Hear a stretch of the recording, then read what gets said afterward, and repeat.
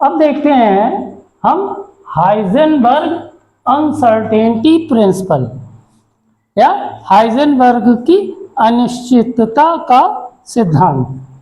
Heisenberg, Werner Heisenberg ने ये कहा कि it is impossible to determine simultaneously the exact position and exact momentum और वेलोसिटी ऑफ एन इलेक्ट्रॉन।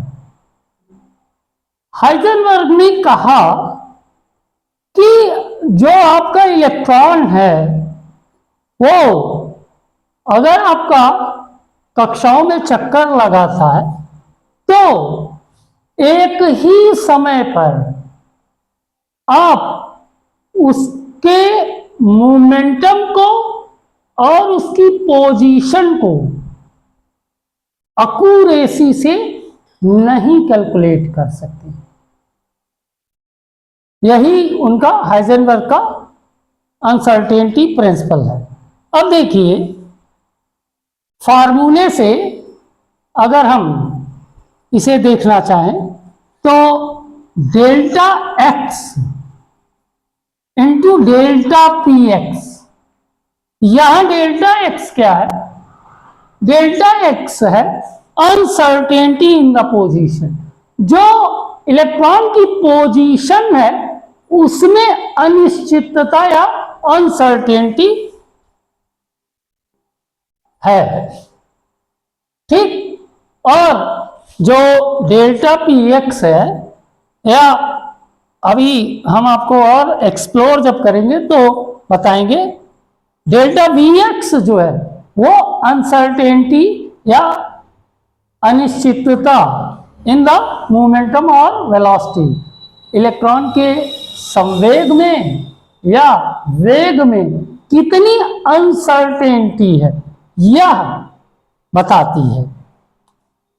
फॉर्मूले में आप देखिए delta x into delta P x is greater than और इक्वल टू एच अपॉन 4 पाई। अब यहां पर डेल्टा पी एक्स, पी बराबर होता है एम वी मोमेंटम।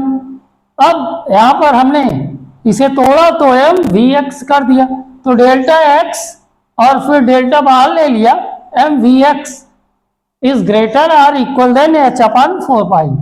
और एम को अगर हम यहां नीचे पहुंचा दे तो delta x into delta we X is greater than और इक्वल टू एच अपॉन 4 पाई।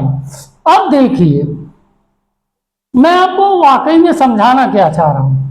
आप सोचिए कि अगर हाइजेनबर्ग ने एग्जैक्टली कहा क्या कि अगर आप अनसर्टेनिटी जो है, जैसे पोजीशन की जो अनसर्टेनिटी है वो अगर कम करते हैं, मतलब इलेक्ट्रॉन है, अगर आपको उसकी पोजीशन पता लग जाए तो उसकी जो मोमेंटम है उसमें फिर अनसर्टेनिटी बहुत ज्यादा हो जाएगी। या अगर आपको उसका मोमेंटम या वेलोसिटी पता लग जाए तो फिर उसकी जो पोजीशन है उसमें अनसर्टेनिटी बहुत ज्यादा हो जाएगी।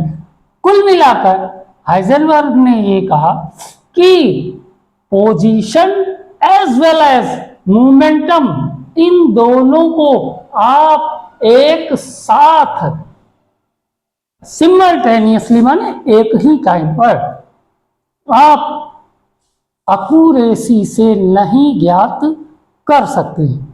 अच्छा, ये हाइजेनबर्ग का जो अनसर्टेनिटी प्रिंसिपल था ये इस बात का खंडन करता था कि बोर के उस प्रिंसिपल का खंडन करता था जिसमें बोर ने बताया था कि जो इलेक्ट्रॉन्स होते हैं वो सर्कुलर ऑर्बिट में जो है वो एक निश्चित पाथ पर गति करते हैं, ठीक। तो ये रहा आपका हाइजेनबर्ग अनसर्टेनिटी प्रिंसिपल। अगले लेक्चर में हम परमाणु के क्वांटम मॉडल पर चर्चा करेंगे। Thank you.